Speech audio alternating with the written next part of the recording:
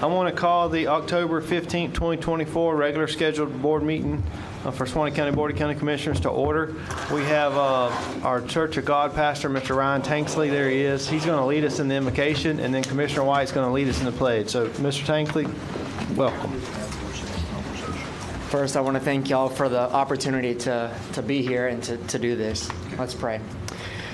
Dear Heavenly Father, we thank you for your grace and your mercy.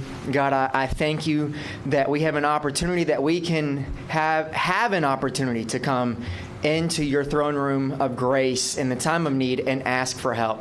God, I pray for protection over each district that is here, Father God. God, I pray for peace of mind. Father God, for every item that is brought forth tonight, God, I pray for peace of mind. I pray for wisdom, divine wisdom, and knowledge. I thank you. I give you all the glory, the praise, and the honor. In Jesus' name, amen. Amen. Amen. I pledge allegiance to the flag of the United States of America and to the republic for which it stands, one nation, under God, indivisible, with liberty and justice for all. Thank you, Mr. Tanksley, for doing that. We appreciate it. Yes, sir. Thank you very much. So we'll start with the agenda. The first item on the agenda tonight is the approval of minutes, and that is from the October 1st, 2024 regular scheduled board meeting and the October 7th, 2024 emergency called meeting. Any questions, comments, concerns on those minutes? So moved. Have a motion by Commissioner Perkins to approve those minutes. Second. Have a second by Commissioner White. All in favor, aye. Aye. All opposed, same sign. Motion carries 5-0, Mr. Clerk. The next item on the agenda is public concerns and comments. Before anyone comes up tonight, item number 14 on the consent agenda will be pulled for discussion. So if you have questions or want to comment on item number 14, there'll be a time to do that here in a minute. So anyone from the public wishing to speak, Mr. Coke, Mr. John Coke, the infamous Mr. John Coke. Oh, you mean me? Yeah. John Coke, 18052 89th Road, McAlpin. Welcome. Thank you, sir. I appreciate it. Gentlemen, I want to thank you for sending out a generator to WQHL. That's a step in the right direction. I was very, very pleased to see that. The only problem is the corporation never did anything with it. And again, their responsibility to this community is far lacking, which brings me to the point why I'm also here. We've got to put the requirements back in place of radio stations taking care of their communities during times of emergency, especially now when information is just running wild and rampant. Local radio stations with local voices that people trust can do a lot to minimize those rumors, especially the one that came through here. I mean, what I heard. I got to visit mid-Florida, where Milton went through, and those poor people. Yeah, they had the big radio stations in the city, but your smaller towns and communities that depended on these radio stations. It's just a shame. Please, gentlemen, start talking to your senators and representatives. Start talking to the federal people. And let's put those requirements that were dismantled during the Reagan era, requiring radio stations during times of emergencies, of which their licenses are issued to serve, do that. Thank you. Thank you, Mr. Coate. Thank you, sir. Appreciate your comment. Now, I'm going to make this a better place to leave. Is that, speaking of radio stations, is that your radio out there that's blaring? Well, that's a football stadium. Yeah. Welcome, sir. Name and address for the record. Joseph Carroll, 904 Pine Avenue here in Live Oak. I'm going to try to keep this really short and sweet and everything without a history lesson. As we know that the clock tower on the county courthouse was just absolutely took a beating from Helene, and it's a historic structure, etc. Anybody that wants to know its history, please look it up and everything. It's way more than 100 years old. I understand it's like a 125-year-old building and everything.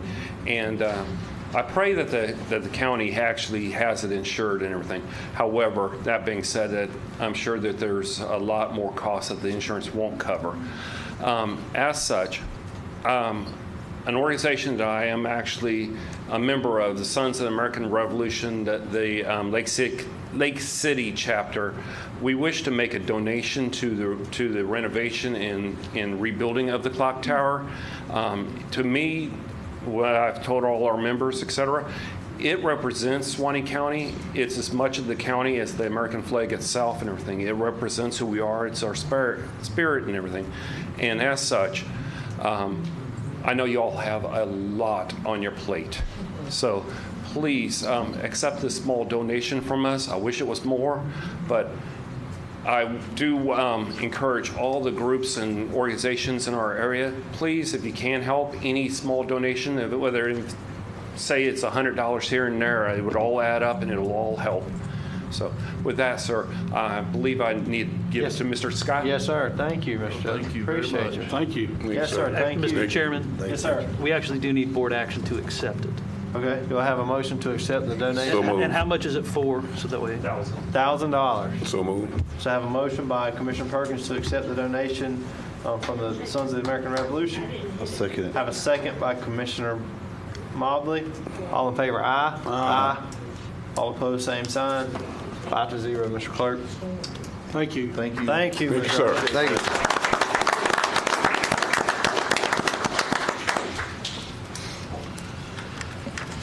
That'll be, Also, Mr. Chairman, I'm sorry.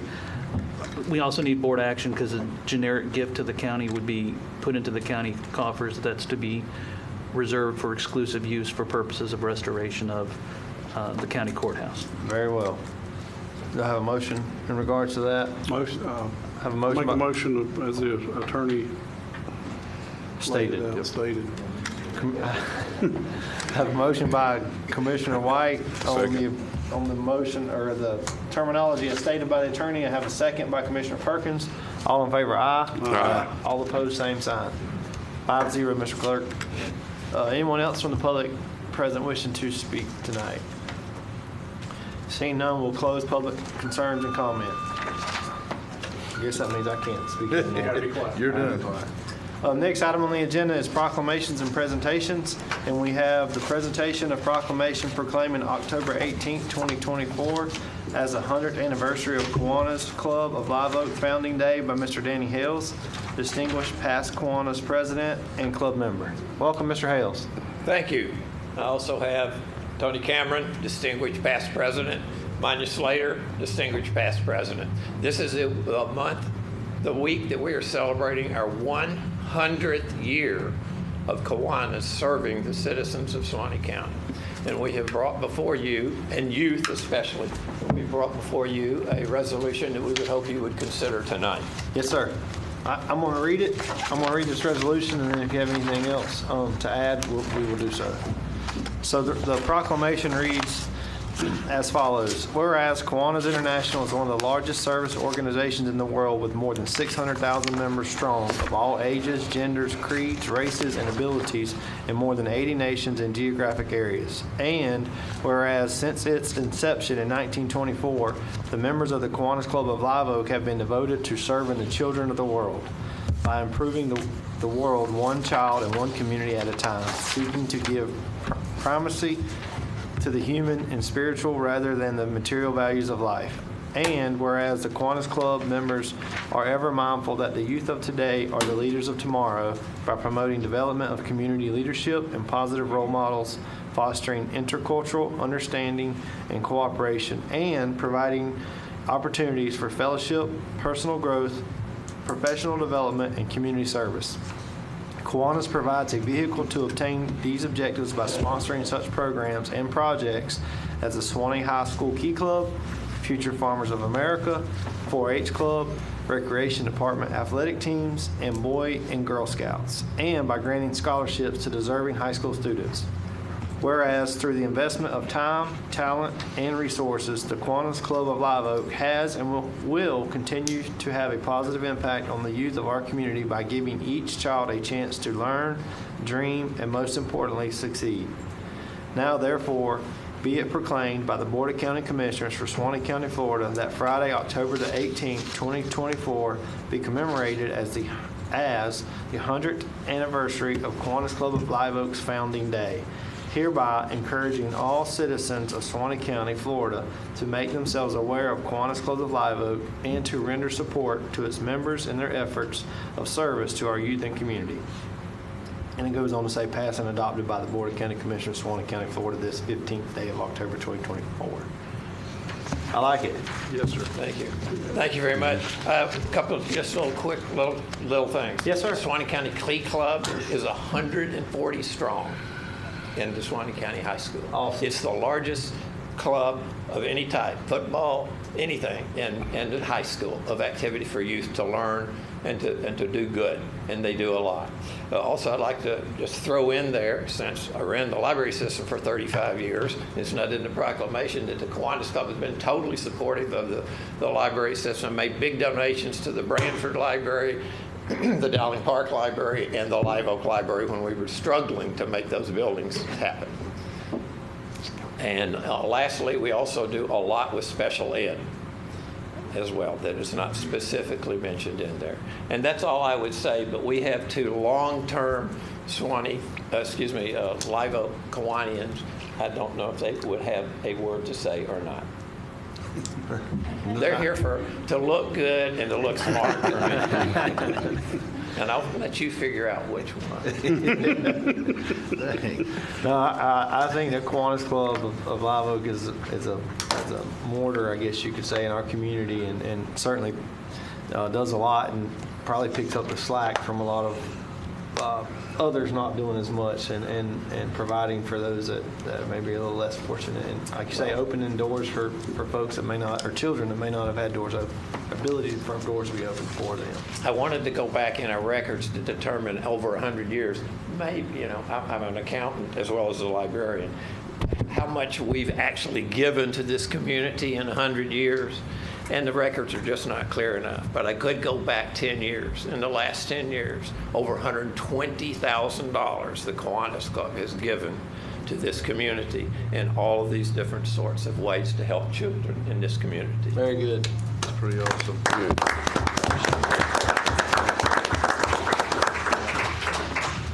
Anyone have any questions for Mr. Hales?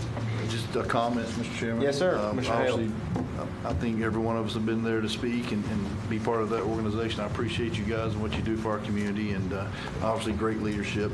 You'll continue to have that, especially with you there at the helm now. So I appreciate you taking the lead and stepping up and doing that. So appreciate it. And you need a motion? Any other comments? Nope. Very good. Yes, sir, I do. I'll offer. I have a motion by Commissioner Hale to accept the proclamation. I'll second it. Have a second by Commissioner Mobley. All in favor, aye. Aye. All opposed, same sign. Motion carries 5-0, Mr. Hales. Thank you very much. I appreciate that. We appreciate y'all. Friday afternoon at Heritage Park, and y'all have been given invitations through Yes. your department. I believe you all are aware of this. And we're having an open house for you to come and just see we have representatives from the Kiwanis International coming, Florida Kiwanis headquarters, that sort of thing. And you have maybe a little cracker and cheese on us and all that before you go to the football game, if you're going to go to the football game. What time is that? Between 5 and 7:30. And it's open to the entire public. Anybody can come. If you've had any work or time or benefited from our services with youth, please come and join with us and celebrate our 100th year. 100 years. Awesome. And lastly, Saturday, we're having a fundraiser. It's a pickleball tournament. And we have until tomorrow to finish registering. We have a lot of sponsorships that have been given to us. If you go to Live Oak Kiwanis Pickleball Tourney on your computer, your cousin, your son, your mama, whoever, we have some sponsors that are providing free entries to the tournament. You have until tomorrow at 3 p.m. to take advantage of that. We're at about 35 people right now. We can accommodate 50 or 60. Commissioner Mobley would like one of those free spots. Tell him to call in. I think we should have a Live match Oak between you and Kiwanis Perkins. Pickleball Tournament. Well, actually, is that Mr. Hill and I used to play basketball together when We I was had. at the high school playing. That's- And I played ball against him and Bunny Cato and Mr. Tull, and although we were playing basketball. back a long way, don't Long we? ways there, yes. Yeah. And Saturday, y'all playing pickleball against each other? Times have changed, huh? Basketball and pickleball. Times have changed. I didn't realize Mr. Hills was that old. Bodies too. I'm 74. I'll be 75 November the 7th. To talk about that, that's the part of this community Yes. that I tell people about. And I know y'all got a busy schedule and everything, but we, all creeds and colors, about 15 different guys Yeah. for 30 years played basketball on 2 nights a week, full Yeah. court. We would Yeah. just get together and choose up teams. And we had lawyers and bricklayers. You know, we had everybody from all sorts of Sure did. of the A lot of fun. community. Never had a problem, never had a fight, got along together. Yeah. Great. A lot of fun. Good deal. Thank you, Mr. And Hale. I Sure. miss it. I wish I could still do it. I know. Thank you. And thank Sure, Mr. Hill, thank thank you. you, Kiwanis Club. Everyone, Thank y'all. thank y'all very much. Did y'all vote on that? Yes, sir. Okay. We did. We did. Can I say just a couple things? Yes, sir. I'd like to echo what Danny said about how much the Kiwanis Club has done for the community. Very proud of what they've done a tremendous job. But I'm also proud about Danny being a mentor for me over the years. I was a young kid coming in, and he was a few years older, but he led this county, was a big part of this county, and helped the commission do great things, and just really appreciate his efforts as an employee, but also a leader in the community. So just a little attaboy for Danny. Very well. Absolutely. Anyone else? All right, next item on the agenda is the consent agenda. Item number 14 has been pulled for discussion. So we have items 3 through 13 and item number 15 through 18 remaining on the consent agenda, unless anyone has anything they'd like to pull to discuss outside of item number 14. None. Okay? So moved. So I have a motion by Commissioner Perkins to approve items 3 through 12, or 3 through 13, and items 15 through 18. Second. Have a second by Commissioner Hale. All in favor, aye. Aye. All opposed, same sign. Motion carries 5-0. Item number 14, authorization to purchase property located at 4468 US 129 Live Oak, Florida, also known as the Live Oak Sanctuary, for the purposes of converting into a fire station, and authorize staff to execute any associated documents pending county attorney review. It is a budgeted item.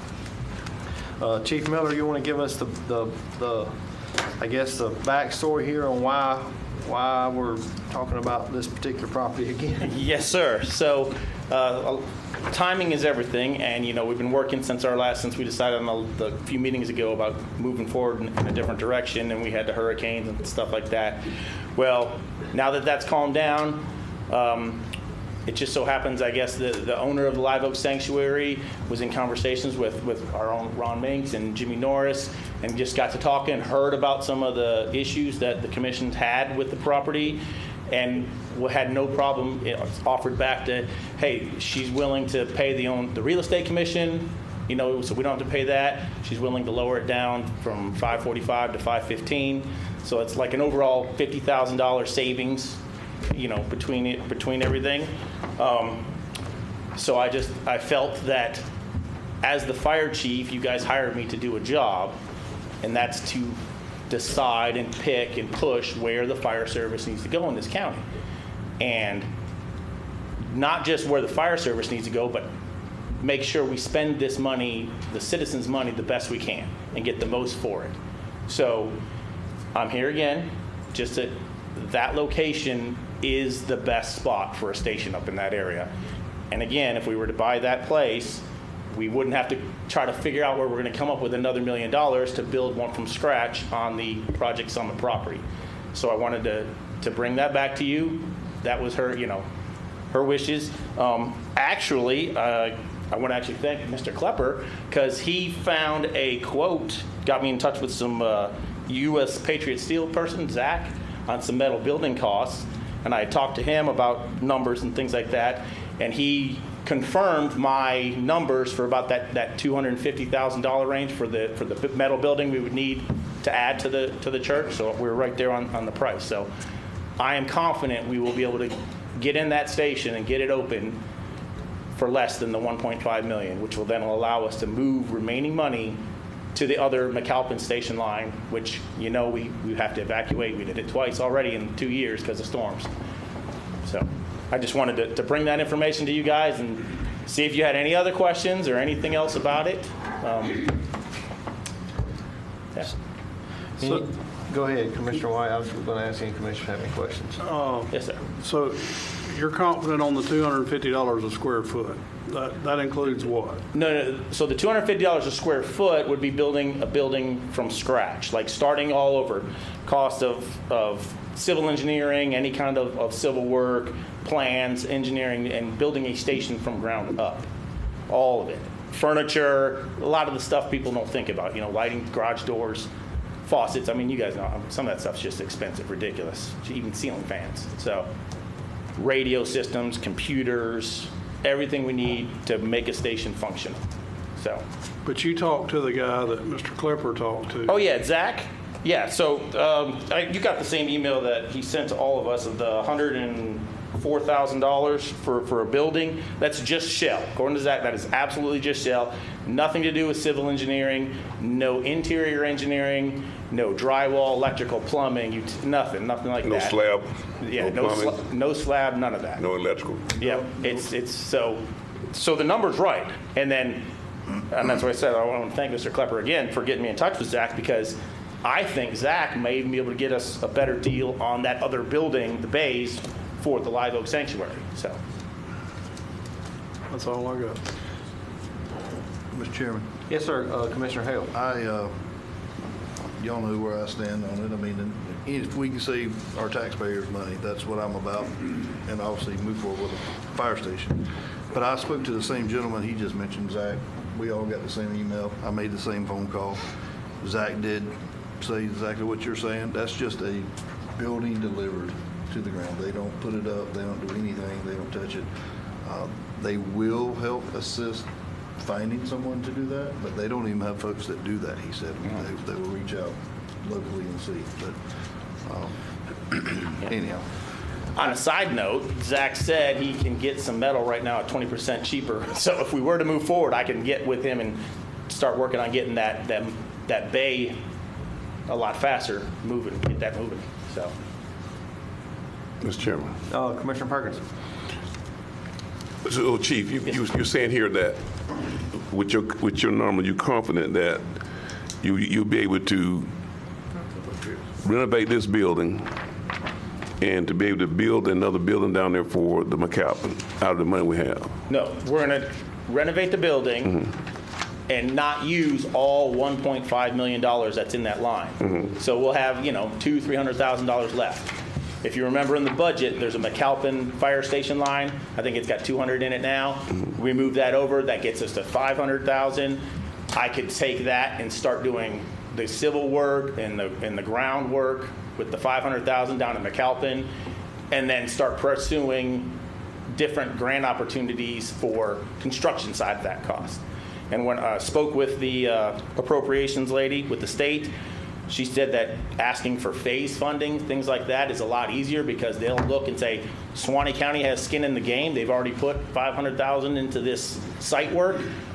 She was almost guaranteed we'd get the grant for the construction side of that project.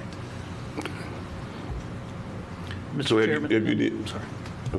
if you have any numbers as to what it would cost for this building to renovate it, and then to have another line item of what you can do for the McAlpin building, so we know how that money is being spent, have it all itemized out?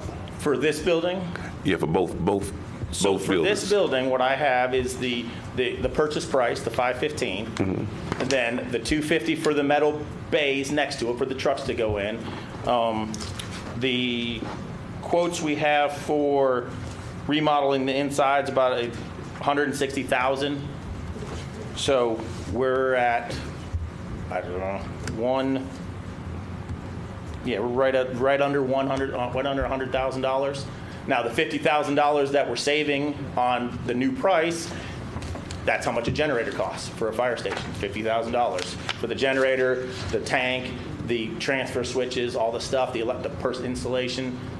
So it's almost like we're getting a free generator, but not really. But it's saving enough money to put it into that.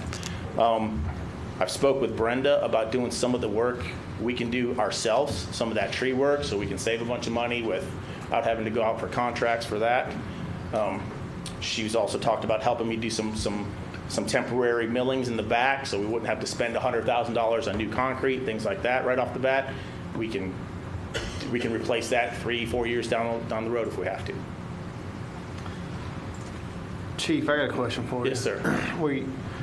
And indirectly, I guess this directly this doesn't have to do with this property, but indirectly it does. Okay. So tonight we're talking about, and we've been talking about it for a while now. Commissioner Hill's worked really hard on bringing this, but where do we go once this station is built,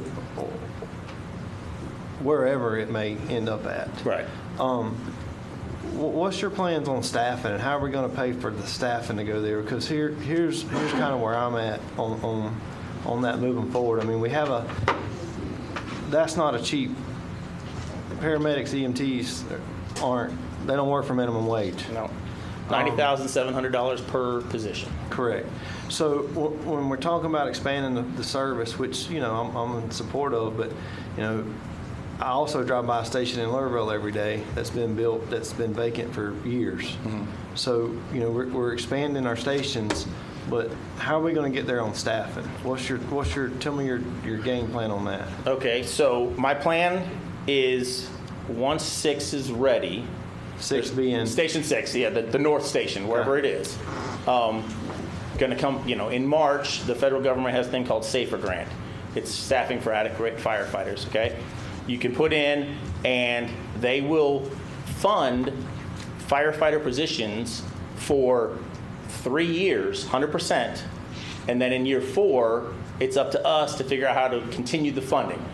Some departments lay those people off after 4 years, some, or it gives us an opportunity to build reserves or build however we're going to fund those positions. So my plan, come March, is to put in for enough people to staff that station, and I want to go ahead and put enough people in to staff the Lurville and ALS engine out of that station. So we're looking at about 18 to 21 more positions. That's federal? Yep, it's a federal grant. It started off with Bush. It used to be a 5-year grant where year 1 they paid 90%, we paid 10, and then it was 75, 25, 50, 50, and then President Obama switched it from 5 years to 3 years, but they pay 100% of the positions for 3 years, and then in year 4 we have to pick up paying them. And it's been going on for a long time. It works really well. My old department I worked for, we've received probably 5 of them. I'm pretty confident we'll get that grant, no problem. So. But yeah, my thoughts were, I've been kicking around different ideas on stages and how we're going to open fire stations here and in different locations. And I think that just asking for all the positions that we need at one time is going to be the best thing. We'll be able to open them all up, the 8, Lurville and the North Station. And then then I'll present part of my strategic plan to y'all that I want to give you next spring is how are we going to fund that over the next 4 years, 5 years. So, but that's my thoughts on that. I actually, for the last 2 storms, just for some information, I upstaffed and I staffed the Lurville station to do a lot of time trial. It gave me an opportunity to do time trials and response time stuff during, using the hurricane as a way to get some data. Some not free data, but a way to get data. And yeah, I can see the need for it. I saw the difference. I spoke with the crews that were there, and travel times by having that engine there, they can get on scene faster and start, the ALS care while they wait for an ambulance out of, McAlpin or Beachville or wherever. So it works out really good. But that was kind of my plan on staffing those 2 stations.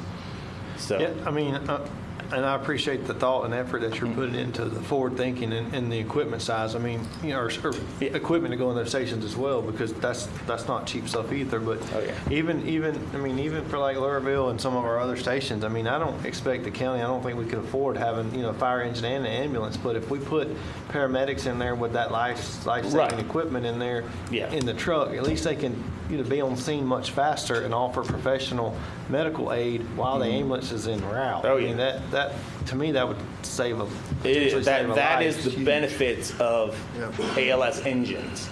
Because if you're familiar, ambulances always go, they get you, and then they're gone for an hour to the hospital and back. But that engine kind of always stays in that area. So even if the ambulance is gone, the engine's getting there. They have all the same equipment an ambulance does. They can do everything the ambulance can do except take you to the hospital. They stabilize you. Now we can wait 20 or 30 minutes for an ambulance to get there from wherever, Wellburn or Beachville or wherever they're coming from.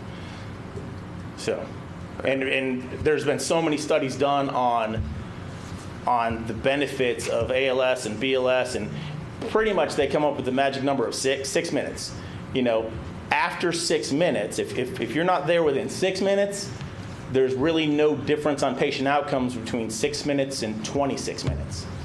You know, it's you got to get you got to end up getting there within 5 minutes, and that's all through different studies, different departments have done. But having those ALS engines in those spots is going to help. Well, it's ironic you say that, because from the Lurville station to the Dallin Park, and I'm going off on a tangent here. So Yeah.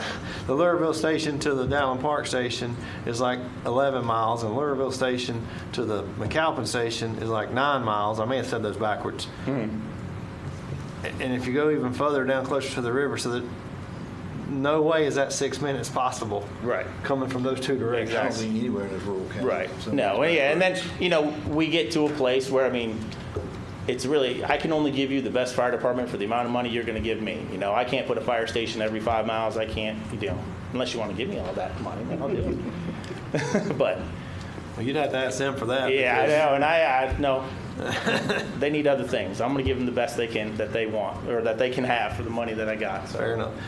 Which is another reason why I don't want to have to come up with $1 million or whatever, any more money than I need to. And I can do it for what we have in the budget. Mr. And it's a better spot. I understand. So, Mr. Chairman, yeah, two things. First, just so everybody, because it exceeds the appraisal, you'll need a supermajority to pass. The other thing here too is, because I have seen a draft of the contract, and this is to put Keith on notice. As part of this, we have to close in very short order. So I'm going to ask as part of this, if you guys do decide to approve it, to approve kind of on-demand board action, because it'll be kind of that quick, just FYI. And then the other thing, Mr. Chairman, is because we're going to be responsible for dock stamps under the terms of the contract and all the other closing costs, just so everybody's aware, closing costs on this are going to be anywhere from $3,800 to $5,000, depending on how Ms. Hill prepares it. But just dock stamps alone are almost $3,700. Okay, so you're looking at about a $520,000 purchase, and the appraisal is for $365,000. That's why we need the super majority. Yes, sir. Because it's above the threshold for just a majority vote. Because it's above the appraisal price, yes, sir. Correct. Fair enough. Any other commissioners have any questions for the attorney or Chief Miller? And Mr. Chairman, if I could make the language real clean here for Keith's purposes, if the board does approve it, it would probably be a motion to approve the purchase and related costs consistent with the contract, and that way we don't have to come back to you for miscellaneous ticky-tack on costs and that sort of thing, if that makes sense. Any questions, comments, concerns? I'm glad you stood up because I almost forgot. Anybody from the public wishing to speak on this matter? Because I did tell y'all would have an opportunity to do that, and I just about forgot. Mr. Klepper? Moses Klepper, 14581 102nd Path, Live Oak.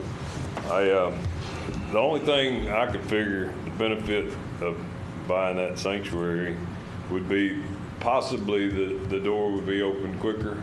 I could see that. I could be wrong even about that, but the chief, I actually feel better about hearing more from him. I'm glad he contacted Patriot manufacturing outfit. I see clearly just sitting back here listening, there's some disconnect and some misinformation and some misunderstandings, and some of us aren't hearing the same things. And because I spoke at length to this fella, and it's right, they're a manufacturing shop. We don't have a middle guy. Though they do use installers, $7 to $10 an hour for labor. All right, is what the $7 to $10 a square foot. Excuse me. Yeah, so I went to the high end on all that. And the slab work, all right, we have that. Now we wound up with the shell. Last time I was here, I said 300.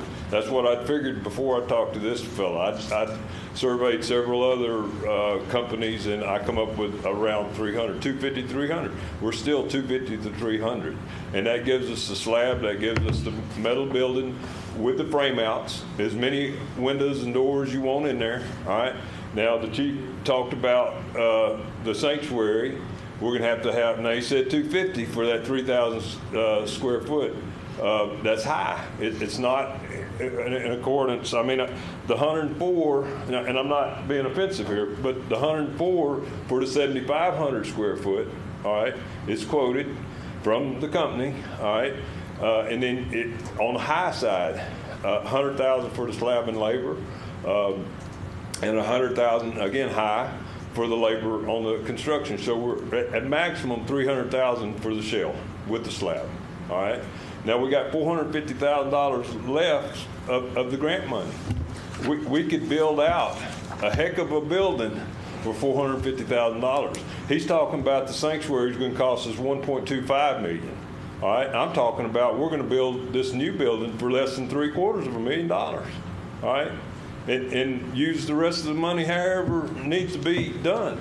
But it's clear math. It is. And I know we're in a labor poor time and all that, but the urgency, we don't have. One thing that could have brought the urgency to have another fire station up there, I see, is the growth. Well, these three storms, it just kicked us in the behind with growth. I truly believe we got a guy back there might know that better than me, but I see our growth slowing down a little bit.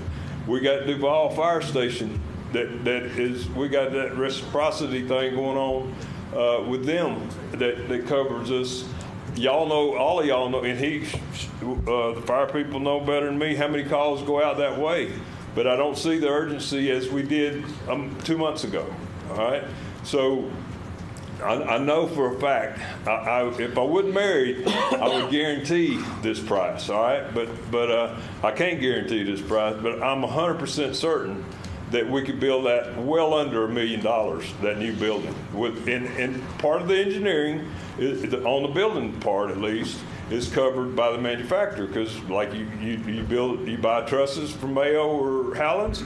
They got their own engineering. All right. Now the site prep, that's, I don't know what's that cost us, but still we got minimum $450,000 remaining from the grant money, and we've got $950,000 less than what the sanctuary is proposed to cost us. All right. So going all the way back to my first argument, that we're going to have at least $250,000, $300,000 less expense on the new building than if we do go to remodel that sanctuary. And we're going to have up there, unless we spend the extra $50,000 to $100,000 putting some facade up there to make it look like a fire station, it's going to look like we bought a church and put a bay on that side of it. So over there, and I realize the argument, and I have to concede that the location is probably better at the sanctuary,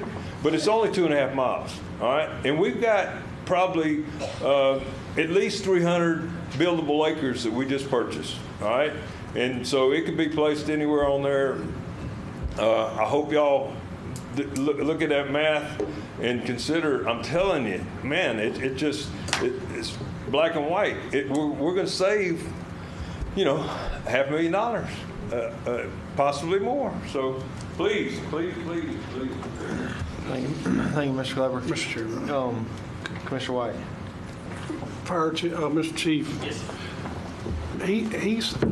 I'm trying to sort through this. Okay.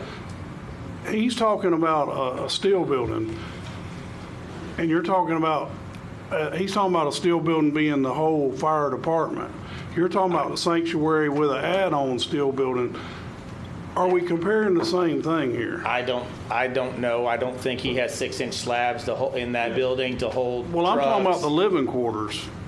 Is the building he's talking about, does that include living quarters? I don't know.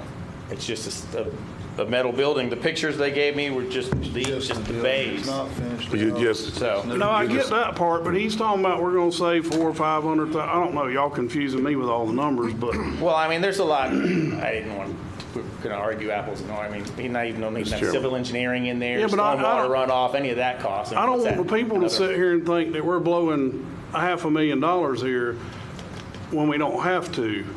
I'm in favor of the sanctuary. I'm not saying I'm not. no. I'm just saying I want it to be clear to the public what we're dealing with here. He's saying one thing, you're saying something else. Now, both of you are pretty much right on the whole $250 a square foot for a new building, Right. all on its own. But we got the sanctuary that's, we're going to remodel with living quarters and add a steel structure on for the fire trucks. Right. You're saying that's going to cost what? For the metal part of that building, No, the whole thing. the whole thing. Purchase So everything. open that station. Yes, I'm going with 1.2 million. that's On kind the of high where end. I'm at. I personally am going to try to get it to $1 million, just because I'm real frugal. So, But And that's with all the but improvements. and if that- I build a new station on the Project Summit property, the station that this county needs 20 years from now, the station that's going to last 60 years, big enough to grow into and house, it's going to cost $2.5 million from the ground up. Now, I'm sure I could build that building, and it'll be just as big as the tiny little bays you saw out at McAlpin, and just, it'll work for today. And then somebody will be back here in 10 years going, I need an add-on, I need a new building, I need this. Mr. Klepper, what, Yeah, I disagree with the 250. I'm sorry, Mr. Chairman. No, you're on the roll. I Go ahead. disagree with the $250 a square foot. At $1 million, which I'm certain it could be built at. And like he said, I'm glad, there's some overlap. He mentioned doors and furniture and electronics and all that. That's a wash. That's all a wash. Engineering, all a wash. What do you mean it's a wash? It's a wash. If you go sanctuary or if you go new structure, it's a wash. You're going to have to do it the same for both. All right, but you got remodeling on the sanctuary. All right, you got 300,000. You're paying more than what was paid for the property, which should be a cog in everybody's side. That ain't my primary thing, though. All right, it's still. I'm looking at about $140 a square foot to build this out, and he's talking $250 for the shell. And maybe Zach included the doors, I don't know, on the 250. I hope so. He did, yes. Okay. Demo the stuff that's there. Okay. The ground, 6-inch slab. So if you All right, back, so you put about 60% of that, all right, would be what the whole station would be, all right? I get all that, but here's where I'm trying to boil this down to. You got a quote on a steel building that's a certain size. I'm asking, does that steel building have enough room to put living quarters in? It's the same as what he's talking about, adding 3,000 square foot to that 4,733 That's just feet for of the sanctuary. It's the same square footage. We're talking about he's adding 3,000 square foot to the sanctuary, which will make it 7,633 square feet. Mr. Chairman. Let him finish. Okay. Go ahead. My quote is on 7,500 square feet. All right, so yeah, it's apples to apples. It'll be a slightly entire smaller, but it's. Total square foot, yes, they're really close to the same. 133 square feet. So Solid concrete, hurricane rated, insulation, all that stuff, metal shell. Mr. Chairman. Yes, sir. Commissioner Perkins, hold on a second. Ongoing in the rate that Mr. Klepper talking about is, and to help Commissioner White out, is he's purchasing a packet, in that metal packet, it does not include the erection. You have to go with land prep, your boring, your slab, your electrical. It did not include the installation.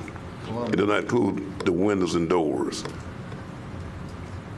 It was just, you just buy a metal package, same as with Project Wave got sitting out there at the yard now. And you got to pay for the erection. Yeah, just a shell. And does not come with the interior framing and all the electrical and all the other amenities go with the building. But in $100 and $200-something square foot, help me out, Mr. Bailey. If I can invite Mr. Bailey up here, help me out here with $250 a square foot to build that building. I think we're gonna be kind of unheard of. From me. I would think you would have some good information and knowledge on that. Yes, sir. I'm doing with a church, but we were building one in Advance, Alabama, and it's going to cost a little more than that. But yes, sir. Thank you, Mr. Bailey. Before, Mr. Bailey, if you don't mind, Mr. Chairman, before Yep, clear us up some here. just so, because I hear what Commissioner White's asking, and I feel like I have a good sense in my head with all the discussion, but before Mr. Bailey answers, that $250, I think we based that on was that on the price? Did we go off the price of this building finishing it out, or was that building one from ground up, like the Dixie County one or something like that? Ground up Dixie County. Okay, so we may not have that in this building here if we actually do the math on it. I mean, and again, and I'm just looking at what we got versus buying a shell that's going to be delivered and sat on the ground, and all of a sudden we got to figure out how to get it up and turn it into a fire station. Like Commissioner Perkins said, we've got plumbing to consider, electrical to consider. Like you said, you got storm runoff, retention ponds that may have to be built. It just goes on and on and on. I mean, I just can't imagine that being a cost savings. But again, I'll let Mr. Bailey speak to that. Well, start off, we did Dixie County Fire Station. Okay. That was the cost for it from the ground up. We've done one in Hamilton County. They didn't have the funds to be able to build it, but it was basically that same cost for that as well. Speaking to the mic, Mr. Bailey, please, sir. Sorry about that. We did Dixie's. That was the cost for that. We did another one for them that involved the EOC, but we did also one for Hamilton. Those bids came in approximately, so the $1.5 million that the chief talked about is pretty close to about what you'd expect from the ground up building one. Now, whenever the configuration has a lot to do with that cost. All of those that we've done have been a combined one single building that included both the truck bays and the living quarters together. When you do that, you have some additional building code requirements that you've got to comply with that does run those costs up that hasn't been mentioned here tonight. They got to be sprinklered, the bays have got to be conditioned, or things like that. You got to have a fire protection system. Each one of those have had to have a fire pump and a well to accommodate that in those locations to meet the NFPA requirements. So there's a lot of other things that go in whenever you do that in that fashion. Can you take this piece of property and do what you're talking about? I'm sure you can. I'm not right now able to tell you you're going to save money or not without evaluating it from that perspective. I think there's going to be some additional cost. I think the costs are a little bit light from what I'm hearing talked about tonight whenever you start doing that and make that happen. What those numbers are, like I said, I'm not, without evaluating that building and doing an assessment on it to see what would be the requirements to change that, I can't really tell you that. I know the chief mentioned about using wrap material. I've seen that tried. I wouldn't suggest doing that very long. Fire trucks are heavy, very, very heavy, and normally the milling material does not hold up well under those conditions. So all those do include paved access, paved driveways, paved circulation around the buildings, so that, you know, we want our trucks to be able to get out when they need to get out, and we want them to get back in so they can be serviced as well. A lot of that too, those bays are allowed to service those fire engines in the bays, so they have a lot of extra drainage, trench drains and things like that we've done for those in those other counties as well. So just to kind of, it's not as simple as putting a slab in the ground and raising a metal building, and there's other things you're going to have to do with that. Thank you, Mr. Bailey. Thank you, sir. Thank you. Mr. Morrison, Yes, sir. you mentioned that there's a hard close date of the 28th of October. Is that right? Yes, sir. So I guess where I'm going with that is how firm is that date, and why is that date so? I mean, you may not know why, but I mean, we've been talking about this thing for 3 or 4 months now. Why all of a sudden is the seller saying you got 2 weeks to give me an answer? Is there a reason for that? Ron, you were the one who, I just looked at time? I looked at the contract, that's all I did. I wasn't part of the negotiation, so I can't answer that question. I know. We talked about this 2 meetings ago.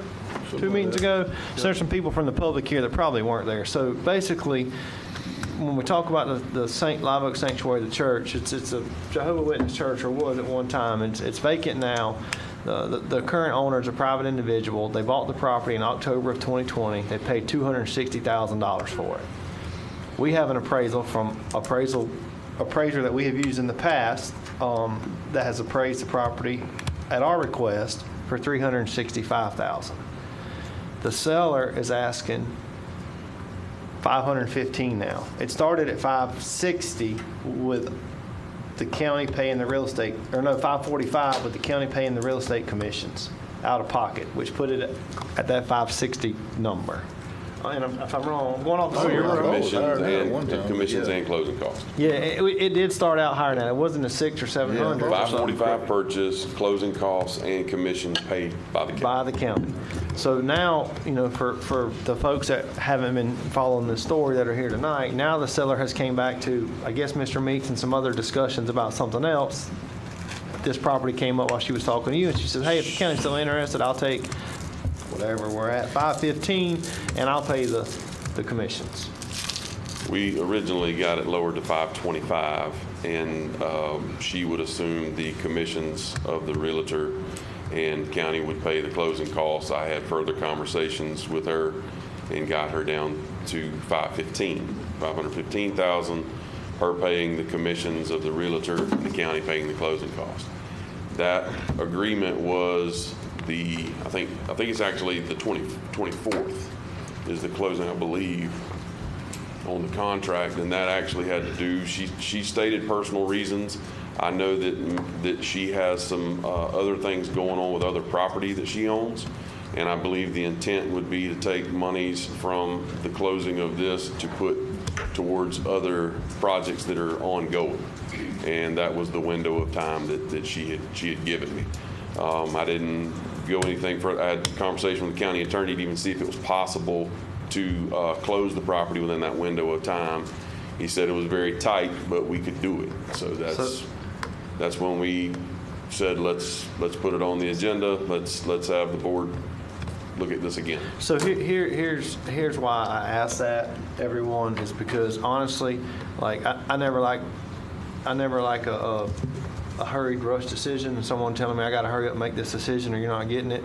I don't do well with those. I think you get pressured sometimes to make bad financial decisions. So why I was asking about that date was if that date could be extended, we could ask Mr. Bailey to say, hey, can you do an analysis? Because here's where I'm at with this thing, guys, is like you sit here, you're going to get, all 5 of us are going to get criticized either way you go by somebody. About being fiscally responsible. There's going to be folks say, hey, you should have bought this property because you could have saved some money on the construction side. There's going to be folks that say, why in the world would you be jerked around by a seller at $600 to $545? You pay the fees, now you're at $515. You got an appraisal for $365. The person only paid $260 4 years ago. You're going to double her money and buy a building with no windows, and you're going to go in and gut it and remodel it. Nobody, like I said before, I can't go buy that house or any private individual that goes to the bank and says, hey, bank, I'm going to buy this house. Okay, it's 90% or 95% of appraised value or the purchase price, whichever is less. In this case, you're going to be working off of a 365 number, so any buyer out there is going to have to pay all that difference in cash, which the county has the ability to do, and then you got to remodel it, put windows in to live in. So, like I said before, I kind of feel like we're the only buyer in town, and we're kind of getting, I do believe we could probably save some money here. How much can we save? there's apples, there's oranges, there's grapefruit being thrown around in here that And some lemons, nobody too. really knows. And now we say, hey, can we get some more time and we do a cost analysis so that we can sit here and say, hey, we are making the right decision? Because if I vote no, I'm going to get criticized. If I vote yes, I'm going to get criticized, all for being financially irresponsible. Both sides.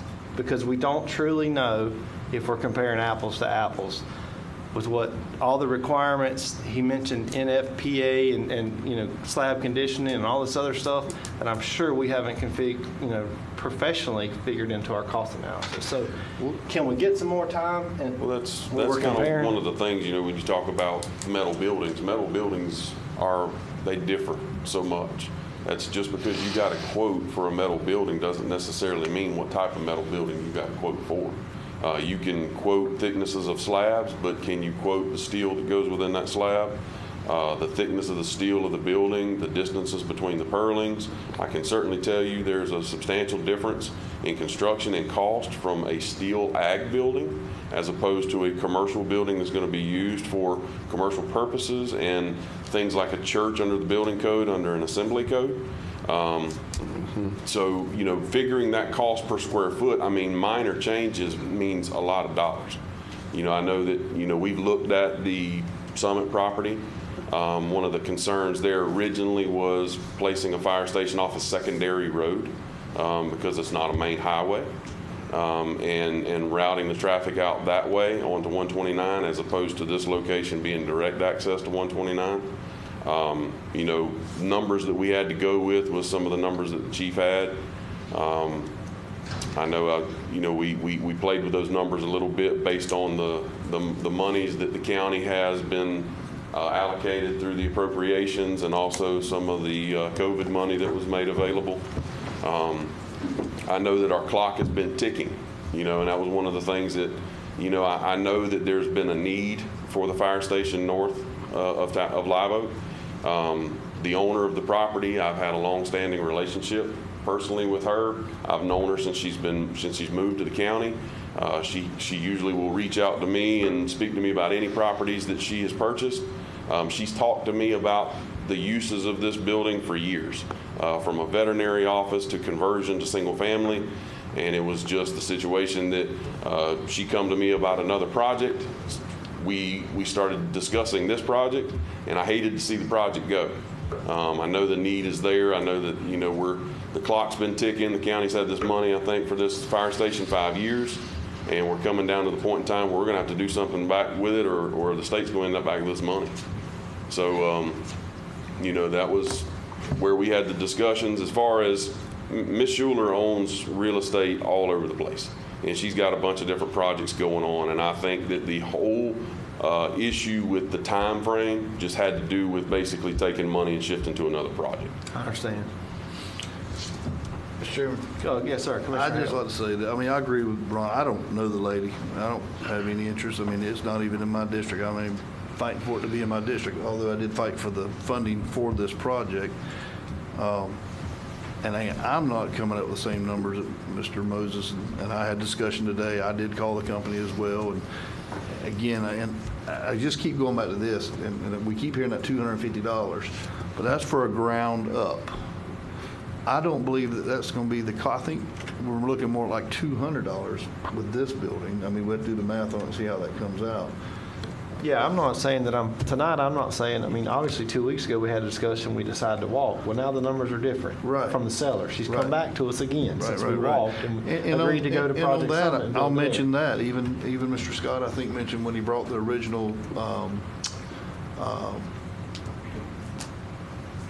the person, I forget the name, that did the, not the survey, but the appraisal, said they had a hard time appraising it because there ain't been a church sold in 50 years around here. So, I guess do we look at it like that, or do we look at it as to what it can be, a fire station or a doctor's office or a veterinarian's office or whatever it would have appraised for at that value? I don't know. I don't know how we look at that. I think at the end of the day, and I ain't trying to pressure any of you guys. You guys know I want a fire station. We're, like Ron said, we're in year 5. We've been working on it for 4 years here. At the end of the day, I want a fire station, but I want to do what's right and be a good steward of the people's money and save them money. That's all I want to do. So if we spend some on the front end to save $1 million on the back end, I can swallow that and deal with that, is what I'm saying. So, Where, Mr. Chairman? Yes, sir, Where are we at on the grant? How much, where are we at time-wise? You got till June 30th of 2025 is when the grant June 30th, expires. so what's November, December? Yeah. 8.5 months. The money has to be spent by then? That's what the grant lady told me. That would be 5 years. That June 30th will be 5 years. Well, my only, where I was going with all that is that there was a potential for us to, like Commissioner Hale says, I think every board member up here supports a fire station north of town because we agreed last meeting or 2 meetings ago, last time we talked about this was to go to Project Summit and get after it. And now I think, this is back again.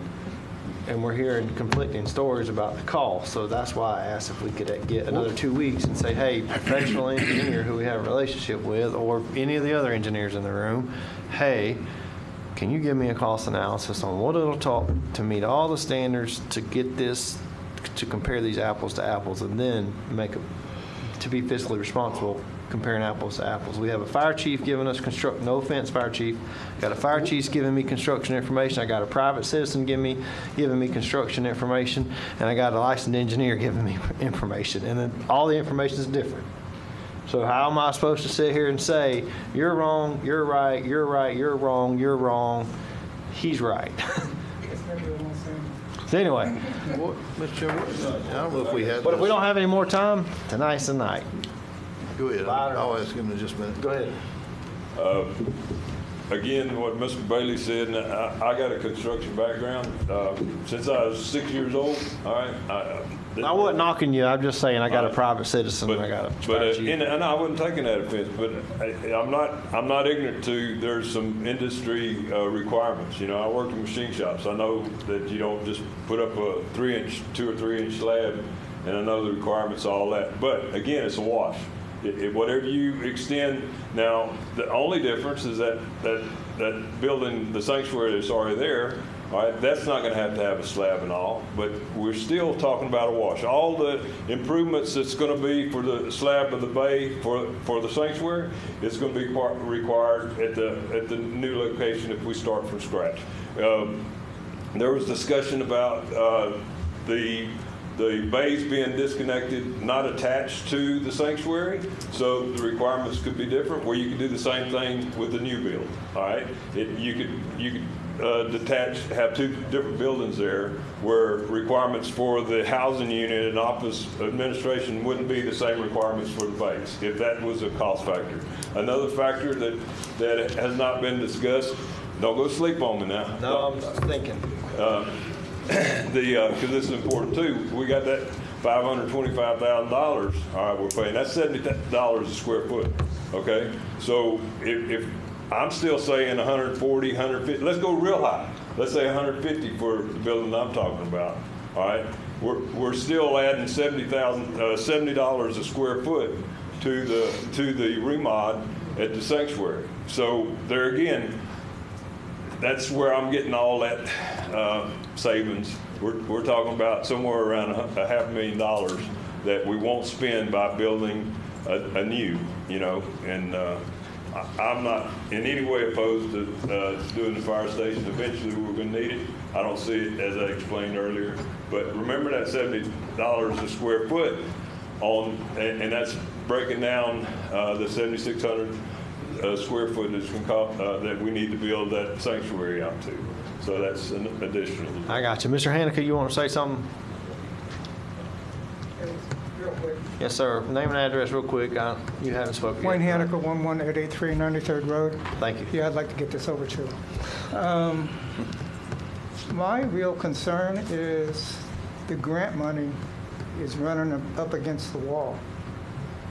And if you have to spend it, even if you put a new building on an existing piece of property that we own, you'll never be able to spend that $750,000 by June 30th.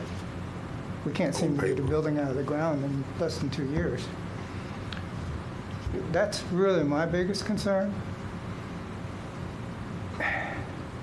And Mr. Baylor will probably tell you, it's really hard to square foot a building, a specialty building. And this is a specialty building. It's not a house. When I looked at a couple things recently, houses, 1,500 square foot houses on a 5-acre plot are going for $266 a square foot. A little outrageous, but it just gives you some perspective of what's it really going to cost. And if you get more time, the only thing I would suggest is get a new appraisal from a different appraiser. It was obvious that your appraiser was struggling in January of this year, because Mr. Scott brought that to your meeting and said, look, he's having a problem because there aren't another church for sale. So he has nothing to compare it to. So I think if you had a different appraiser, he might give you a different number. And I think it'd be more realistic. I don't think the number you have is realistic. And that's all I have to say. The rest is, if you want to wait, wait. But don't forget about that June 30th. That's $750,000 that'll go out the window if we don't do something. That's it. Thank you. Thank you, sir. Questions, comments, concerns, board members? What y'all want to do? I'll just say this, and I'll hush and let everyone make a decision here, but again, there's no interest to me other than having a fire station and using the grant money that we fought for. And again, I don't know, there are some questions on numbers, and I was going to ask if we had those original numbers that I think Bailey and them did some original numbers on building the fire station. I don't know where those are at or what those look like, but an outrageous amount of dirt work and all the things that were associated with it was going to put us in that 2-point-something million range that obviously we didn't want to do. So we're back working with the money that we have. I'll just say this, and I don't know this man here. I know there's several people in this room that hired him, was part of that board that put him together, but you know, we hired this man to bring us the information, to tell us what he needs and where he needs it. I don't want to try to tell him how to do his job. That's what we hired him to do. Correct. So, Mr. Chairman? Yes, sir. I'm just thinking through, assuming you all pass it, I'm just thinking through the practicalities of getting it, because we have such a short time frame. I think what I'd ask the board to do, because this would be more than enough money, would be authorize the board to transfer the sum of $540,000. That way we're just clear to Dana Hill's office. So that way it's sitting in her trust account. And we would just do that like tomorrow. So that way it's sitting there and then it's just a matter of paperwork. We're not going to have to worry about checks and everything else clearing. And then whatever's left over, obviously she'll give back. But if we could have, I think if we structure it that way, then we can make sure that the money part of it is fine. And that's not going to be what the hang up on the closing is, assuming the board passes, if that makes any sense at all. Just that, I think that authorization would make sense and be clean. Keith, would that be okay on your end? Haha. Transfer the deal once the board approves it tonight. Which is Mike. Yeah, just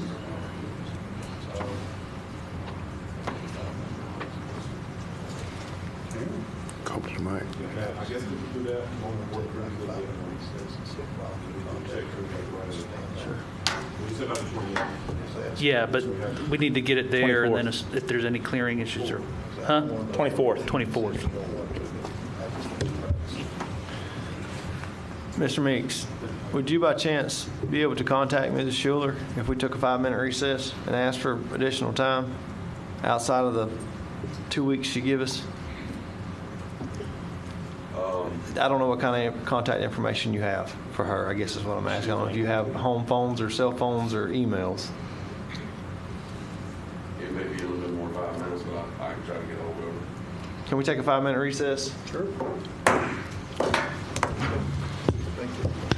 Listen, board members. Where'd he was just sitting there. He knew you wanted to come back. Well, y'all just hold tight really quick. We are back in session, but I thought Perkins was sitting there.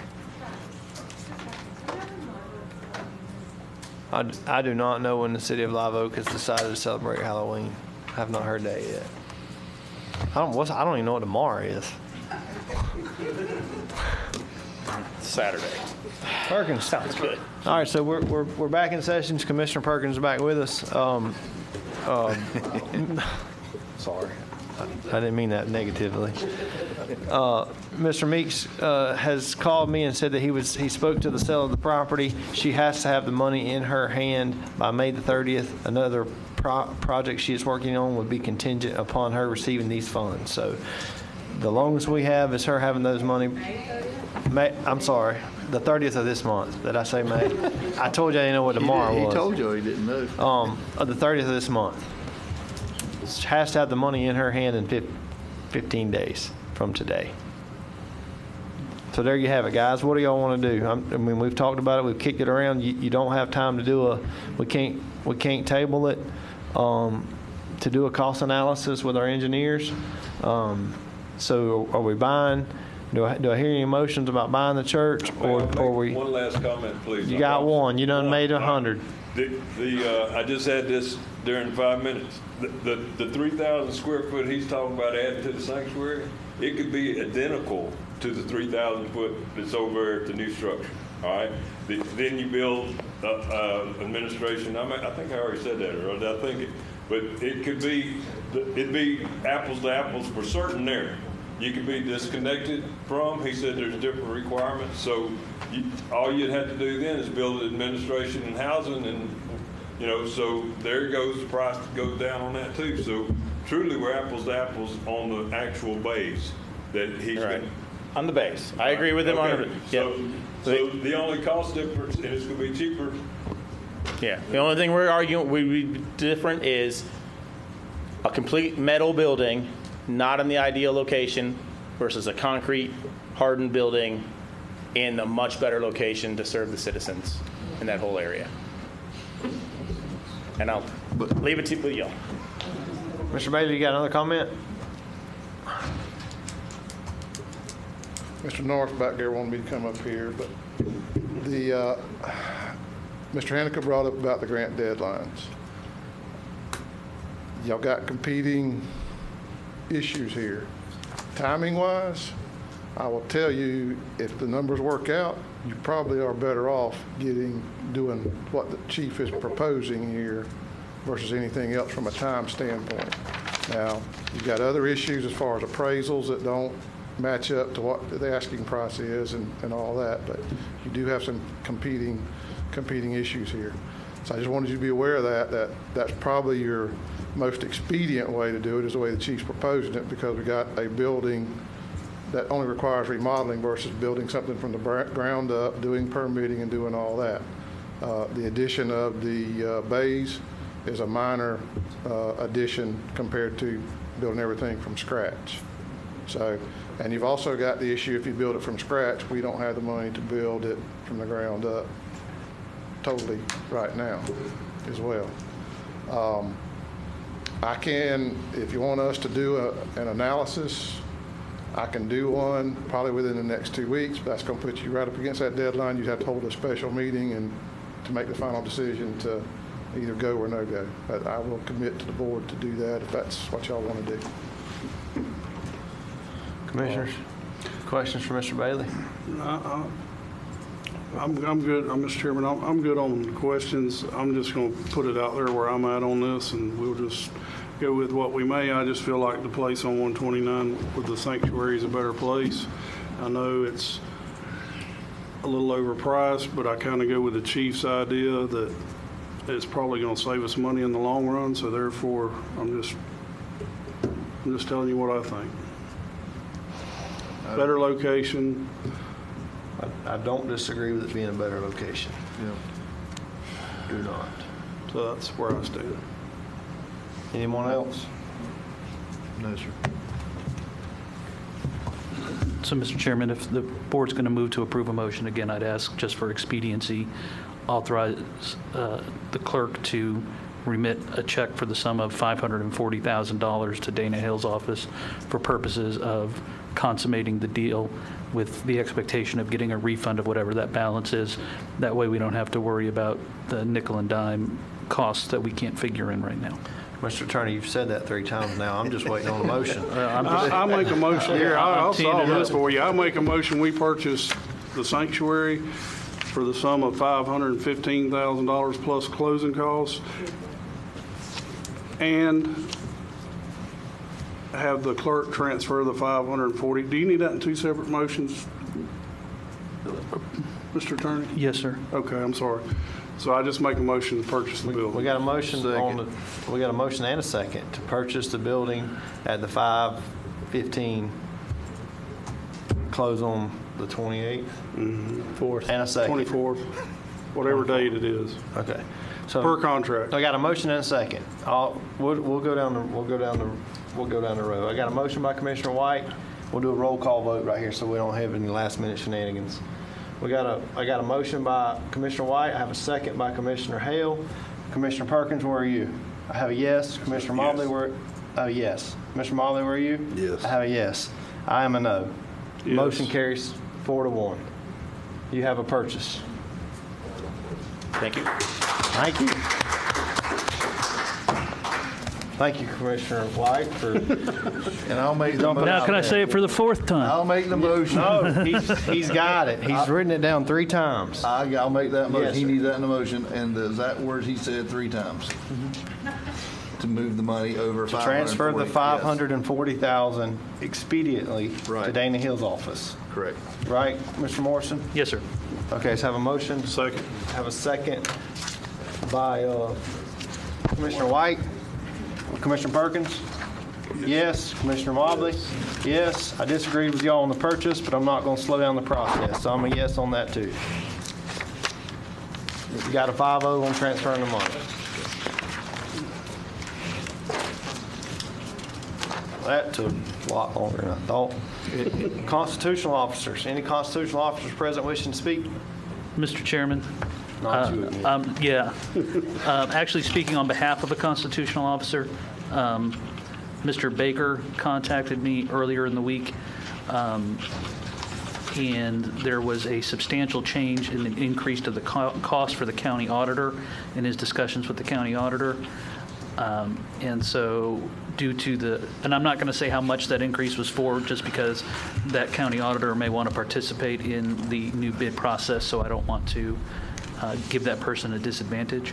So Mr. Baker is asking to move forward with requests for proposals or requests for qualifications to get a new county auditor, just so to authorize the search for a new county auditor, just so the board's aware that procurement process for a county auditor does have a lot of statutory requirements, but essentially on behalf of Mr. Baker, I'm just bringing it before the board.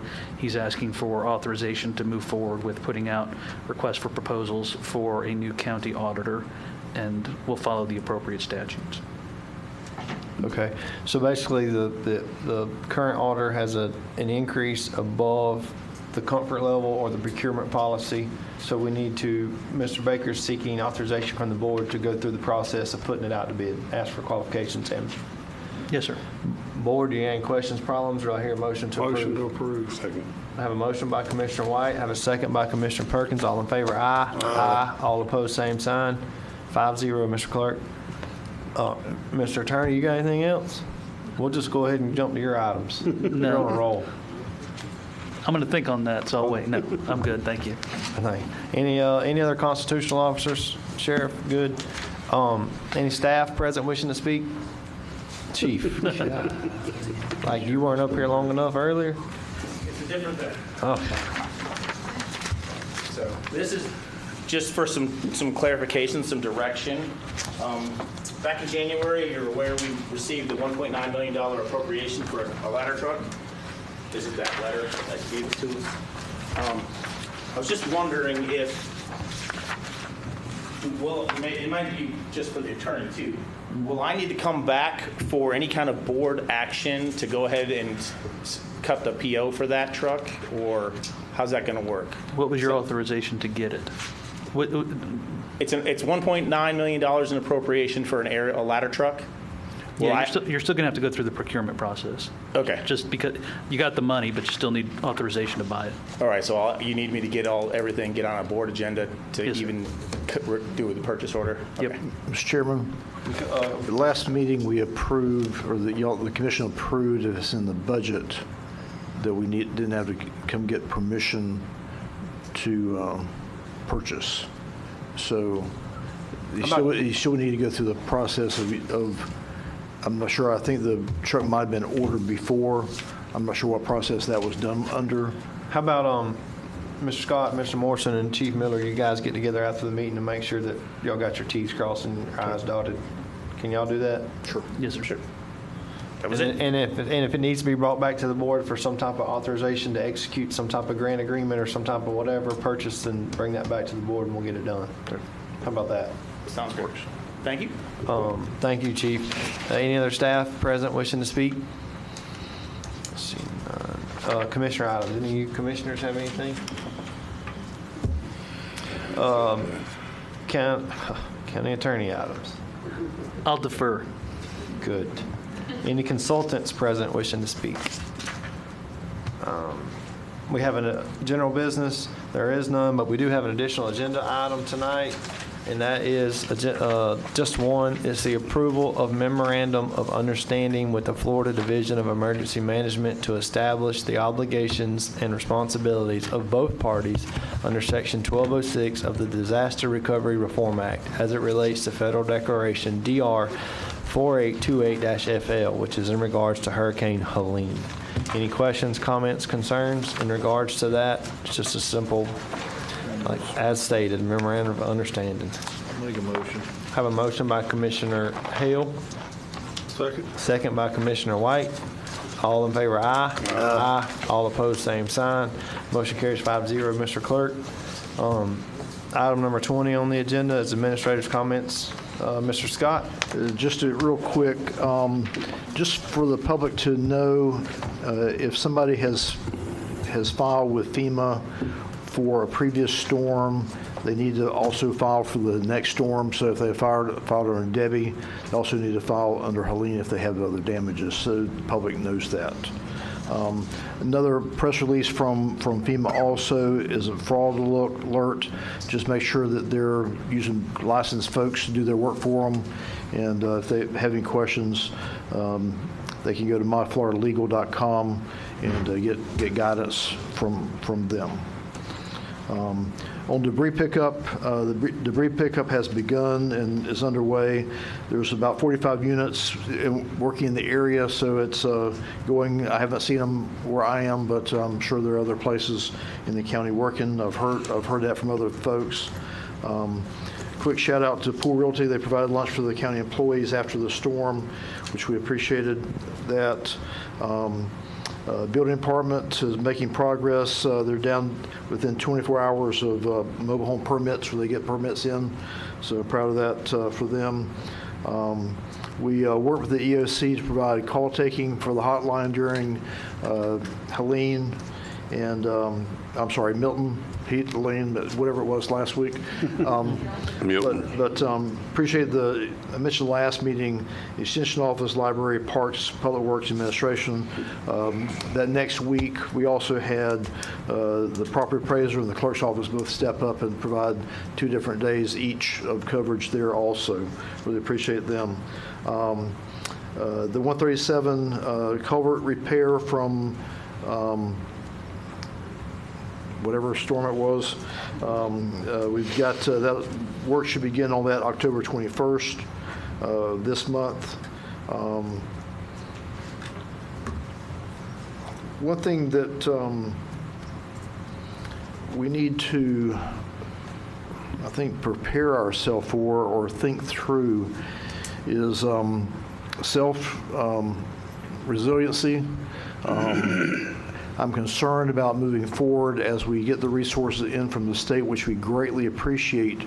At some point, those resources may not be there, and we need to start thinking through how we can develop a plan so that if the state does not step up and take care of debris, how do we do that? I know personally, mine's in a pile in the back, and it gets bigger and bigger. I burned it a while back. It burned for 4 weeks. We've got to come up with measures that we don't just lean on the state to prop us up when we don't have to. But not that I'm asking the state not to, but during Idalia, it had been $20 million or more that we were out waiting years to get reimbursed from FEMA just on debris. So it's real numbers, real concerns, but we need to have those hard conversations going forward. So I just wanted to throw that out there, and that's all I've got unless you got any questions for me. Any commissioners have any questions for Mr. Scott? Mr. Chairman, Commissioner White does, and then the county attorney can go after him. The garbage pickup, have we put that back out for bid yet? Not yet. We hope to get our breath to do that soon. I realize we've had storms, I'm just asking. Yeah, it's keyed up, ready to go. We just need to just pull the trigger and just do it. But, that's a, yes, I support that, but my only concern would be until this debris gets out of the way, how much garbage are they going to pick up? So, Well, at the rate we've been going on this whole garbage thing, it's 2 companies now that's went away. 2 no-shows, yeah. So I'm just saying, I want to get started on it before we get to next spring. Let's get a contract in place and get somebody signed back up again. But it takes a while to do it, so we'll get started on that, probably this week. Have them on go, so when Yes. the debris is picked up, they can come through and put the final touches on it. County Attorney? Yes, sir. This was part of the original agenda item for the purchase of the fire station, but since we're not going to be able to come back before the board due to the timing, we also need authorization from the board. The board needs to authorize Mr. Scott to execute any and all documents, including the contract that may be necessary to move forward with the purchase. So moved. I have a motion by Commissioner White, Second. second by Commissioner Perkins. All in favor, aye. Aye. All opposed, same sign. Mr. Chairman, 5-0. Commissioner Perkins. I just want to say I got a couple calls, coming here. And we don't really do much about it, but they were saying that the people were stopping and blocking the road. They couldn't get by because they were picking the trash up. So I just told them that I'll make mention of it. They don't have. We could leave it. Well, I missed that too, but anyway, but I thought I just mentioned that here. So if they could, Yeah, normally they've got spotters with them. Sometimes it's those spotters and other folks that stop traffic. So I'll shoot up a chain and see, just as a concern, so we can do our due diligence to share the concern. Well, like I explained, that one side of the road going to be blocked because they have to park on the road to pick the trash up. And they said, well, yeah, but the spotter people are being nasty to them. Said the women are being more nasty than the guys are. I can't believe that. Well, they told me so. I'm just on that.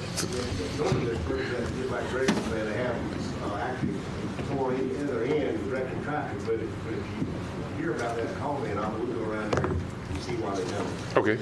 Thank you, sir. But normally you would have a spotter in each of the trucks. Okay.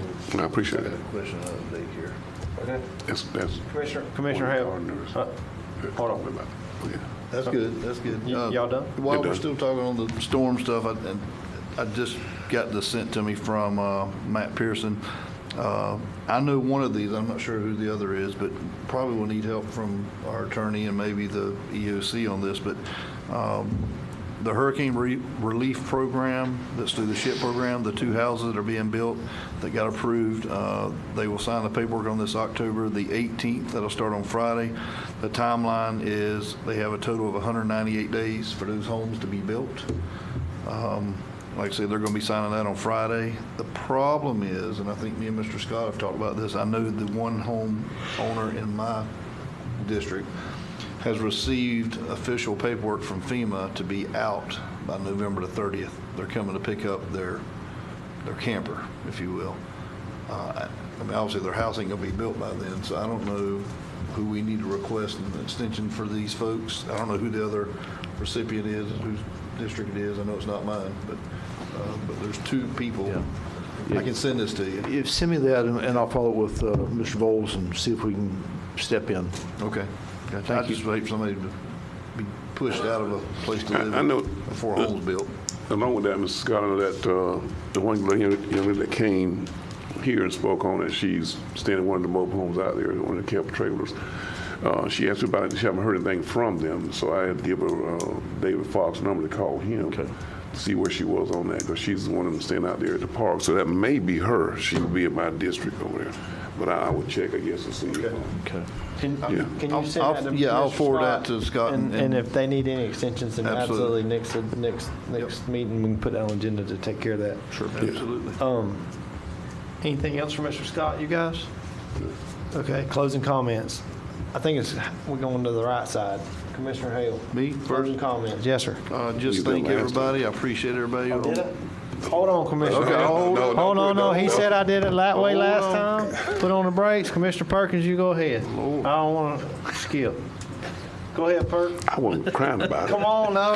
Okay. The floor is yours. He was happier is that I spoke with Mr. Scott about it earlier, and we talked about it just briefly. But, we have our young men and ladies that worked hard during this storm. So I was asking if it would be something we can do to show them appreciation. So I would come up with that, if we can do a breakfast for the young ladies and young men that work in the office, as well as those that's working outside, that working all around the county. If we can, as us commissioners, could donate to help and buy breakfast for them. And Scott thought it was a good idea. We can do it. I thought breakfast because everybody be together in the mornings. Like doing lunch, everybody scattered out all across everywhere, so can't get them. So we can do it at breakfast, do a breakfast for them. Absolutely. I'm on board with that. I think every commissioner up here would be. So we just So we just nominated you to head it all up and organize it and tell me how much money I owe you. I have two ladies back there help me out. Okay. Well, y'all take care of that. And Mobley, you good? You got consensus? Full Yeah, we might get Marbury's sausage. As long as you buy the sausage for I'm me. good with the breakfast. I was thinking more like smoking some butts. As long as you give us a and all that, discount. Get it donated by Mobley's There you Custom go. Meats. There you go. Mobley, you on the hook tonight. Yeah, buddy. That's a great idea, Commissioner Perkins. I fully support that. All the other guys do as well. So you let us know when and where and how much money to bring. Okay. The ladies on my help me out, do you? Paula, okay, Mandy. They said they got you. Okay. Look at there. You delegated it too. Good job. Anything else, Commissioner Perkins? I'm good. Okay, Commissioner Mobley. I appreciate everybody coming, and thank you to Ryan Tanksley once again for coming tonight. Absolutely. Commissioner Hale? My turn? Yes, sir. As I was saying, I thank everybody for being here. I appreciate the struggles, debates, the back and forth on the fire station. I know it's been a hot topic. I appreciate Mr. Moses. Me and him had some great conversations this afternoon. Just appreciate Mr. Hannigan and everybody that's been part of it. But I appreciate Ron for going above and beyond. Didn't have to reach out. I appreciate you doing that as well. I just appreciate the board. I know it was a hard thing to do, and I just appreciate all that. But back to our employees, they are still working their tails off. They still make us look good every day, folks. We can't forget that. And I have failed the last meeting or two to say one thing that's very near and dear to me is, I always try to say it and I keep forgetting, but we got to keep praying for our community, praying for our country, and praying for this world. I'm telling y'all, there are crazy things going on. So let's make sure we put him first and the rest of it will take care of itself. Amen. Yeah. Amen. You good? Commissioner White? Just a couple things. Went to the McAlpin Community meeting last night. They're having a fall festival October the 26th from 9 to 3 p.m. And then also on October the 24th, I'm not sure what time it is. I didn't put it in my calendar like a commissioner should have, but they're having one down at the where the restaurant is there in McAlpin. It's a trunk and treat, they call it. So it's just a bunch of cars and people bring candy for the kids and the kids show up. They had a big turnout last year, but just remember those if you can come. October the 24th, I think it's in the afternoon. And then October 26th is the Community Club's Fall Festival from 9 to 3. And other than that, that's all I got, Chairman. Fair enough. Commissioner Perkins, that's a great idea. So hats off to all of our employees, from the office staff to the boots on the ground in the field. Everyone's certainly been working their behinds off the last, I don't know, well, all the time, but especially with these hurricanes. 13 months. And all the calls and the complaints and the trees and the just excessive amount of work that storms bring. So hats off to all of our employees for, doing what they do to make our community better. Yes. And I'll say this about the fire station. I consider it a privilege to work, to serve on a board with 4 other gentlemen that consider the county's business near and dear to their heart, but also they don't take it personal. So we sit up here, we disagree, we talk things out, we argue it, everyone stays on a professional level. I disagreed tonight, but you guys wanted to go left. I said I wanted to go right, but one thing about it, you're not going to have to pull me by my hair, kicking and dragging and screaming. We went right, you went left. Well, whatever. I didn't mean that politically, but I think we probably all would have took it right. But nonetheless, I consider it a privilege to serve on a board with folks that keep it professional and consider this business. And like I say, we disagree sometimes, but once the board makes a decision, then I think all 5 of us like, well, that's the way you want to go. Well, you're not going to hear me kick and scream and roll around in the dirt. That's the way you want to go. That's the way we're going. Fair enough. So hats off to you guys for keeping it professional and doing the work. And this was a hot topic and a long topic. Commissioner Hale's worked a long time on this project, so I am glad that we got some closure on it. I'm glad that we got a decision and we got a path to go on. I'm excited about that. I think it'll be good. I do think the location's superior to Project Summit. But anyway, hats off to all of you guys for doing what you do and making some of the tough decisions. And we all lose sometimes. Sure. And with that, Mr. Chairman, it's a I'll say, privilege to serve you guys. I'll say this, with that, obviously I had help. There was a lot of people here in the room, some are not with us anymore, to go after that grant funding. Chief has a lot of experience with that. I know you need something in your district. I think some of the things he showed me down in Mr. Franklin's district, Mr. White's district, I'm ready to help y'all. I'll lead that fight as well. We'll get some more grant money. We'll go after it. I mean, it's if we don't, it's going somewhere else. So whatever 100%. y'all need me to do, I'll do. So, Chief, you need to make a comment?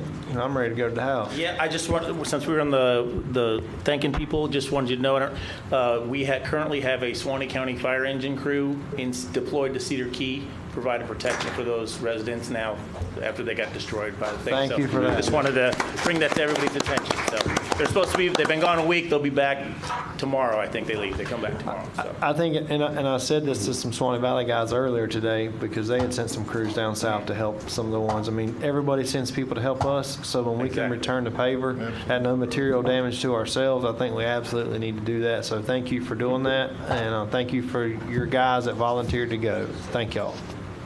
Anybody else? Any other comments? All I need is a motion. Sir. I have a motion to adjourn by Commissioner Hale. I have a second by Commissioner Perkins. All in favor, aye. Aye. All opposed, same sign. Perkins is quick on that. Are you going to do this? Are y'all going to? Well,